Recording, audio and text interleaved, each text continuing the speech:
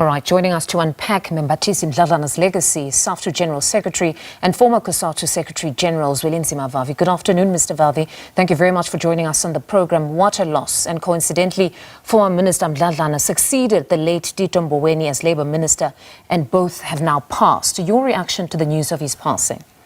Devastating, very saddened. On the eve of us bidding farewell to Tito Mboweni tomorrow, just a few hours before that, we have to clip our flags again to salute the contributions that Membathisi Mdladlana made to our struggle for liberation, our struggle as workers for our trade union rights, our struggle for a people's education, and a reliable ally of the working class, a man who is living and departing without even a dot of controversy, of corruption, of being self-serving. I mean, we just issued a statement saying that he is an embodiment of the original values of the People's Parliament, the ANC. And he represents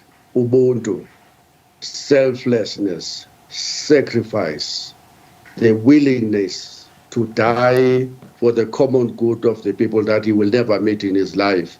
He touched many lives, in particular when he was a minister of labor, crisscrossing the entirety of our country and forcing the labor laws that have been passed in the first 5 years of our democracy, a champion for justice, a champion for rights of the workers and the marginalized, but an honest politician, and you would have had educator, a former principal, as everybody will say.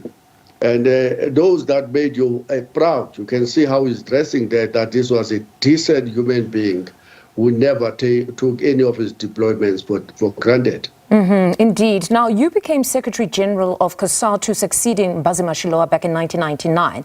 And of course, Minister Mdladlana was the minister that you, as the Labour Federation, would have engaged with the most. How were the engagements with him in his portfolio, and any significant milestone that between yourselves as stakeholders would have achieved on behalf of the workers?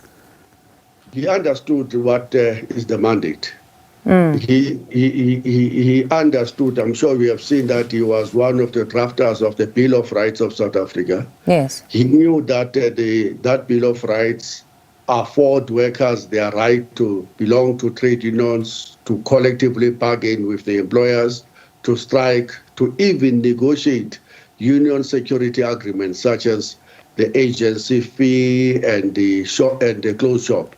And using the framework that have been put by Tito Mboweni, his predecessor, he wasted no time in ensuring that these pieces of legislation are not just something that has been written on the pieces of paper. He understood the saying of Jane Ido that says the paper accepts anything written on it.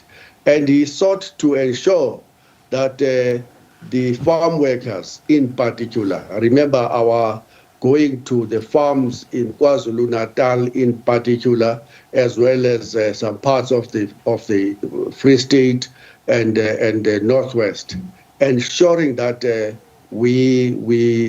farm workers benefit directly and that they are entitled to even the maternity benefits, to lunchtime, to overtime, to being compensated for working on a Sunday and Saturday. He was the man who took the idea of the labor laws into implementable accords. You remember that we signed with him, I think it was around 1999 when we signed the Occupational Health and Safety Accord to ensure that mine workers in particular are practicing the right from the amendments to the Mines Health and Safety Act that granted them a right to refuse to do dangerous work.